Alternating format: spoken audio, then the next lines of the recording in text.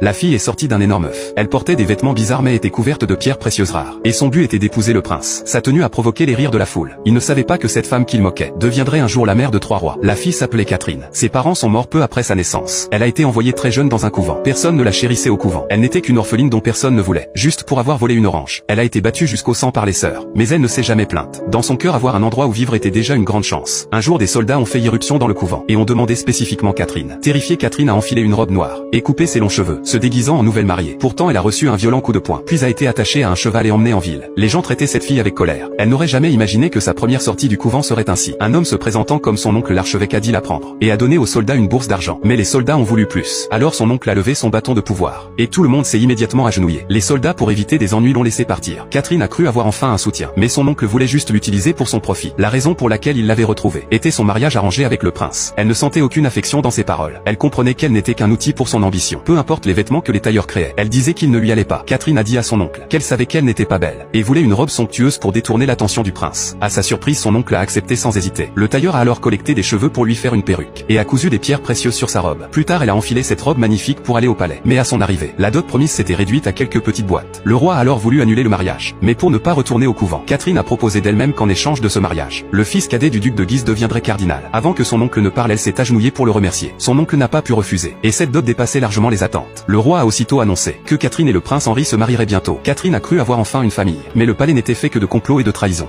Pour éloigner son mari de sa rivale, elle envoya son mari sur le champ de bataille. Elle pensait que son mari lui en voudrait. Mais à sa surprise, il lui écrivait chaque jour pour exprimer son amour. Finalement, après un an, Henri revint victorieux. Alors que Catherine était heureuse de l'accueillir, Henri ramena une maîtresse et leur nouveau-né. Catherine ne parvint plus à contrôler son expression. De retour dans sa chambre, elle jeta les lettres d'Henri dans le feu. Elle pensa que son amour lui avait été volé par cette nouvelle femme. C'est alors que Poitiers entra. Catherine crut qu'elle venait se moquer d'elle. Mais Poitiers la réconforta à sa grande surprise. Pour empêcher d'autres femmes d'entrer au palais, la seule solution était que Catherine tombe enceinte. Mais Henri ne venait plus dans sa chambre. Poitiers proposa son aide. Elle agissait ainsi pour réduire le nombre de ses rivales. Le lendemain, Poitiers se rendit chez la maîtresse. Elle prit le bébé dans ses bras et ordonna à la femme de prendre de l'argent et de se retirer dans un couvent. Mais la femme refusa, croyant qu'Henri ne la laisserait pas partir. Poitiers ne dit rien. Elle s'approcha de la fenêtre avec l'enfant, fit un geste menaçant, puis murmura: j'ai eu 2 fils mais aucun n'a vécu plus de 3 ans. Terrifiée, la femme partit dès l'aube. Ensuite, Poitiers fit venir un médecin pour examiner Henri et Catherine. Le roi, soulagé, les trouva en bonne santé. Et cette nuit-là, Henri se rendit dans la chambre de Catherine. Tout semblait aller pour le mieux. Mais au palais, on se disputait à propos des terres reconquises. Le général voulait en rendre la moitié à l'ennemi, ce qui mécontenta le ministre des Finances, car cela réduirait les impôts et pourrait nuire au commerce. Le ministre alla trouver le dauphin et le manipula en disant que la gloire d'Henri éclipsait la sienne. L'idée de la guerre venait de Catherine. Il espérait que le dauphin la ferait disparaître. Tenté, le dauphin refusa finalement. Mais ivre, il finit par accuser Catherine. C'est à cause de sa dot que nous avons fait la guerre. Elle a fait de nous la risée de l'Europe. Humiliée, Catherine ne put rester dans la salle. Le roi furieux gifla son fils. Le lendemain matin, Catherine se promenait à cheval. Mais la forêt était étrangement silencieuse. Soudain, quelqu'un la tira de sa monture.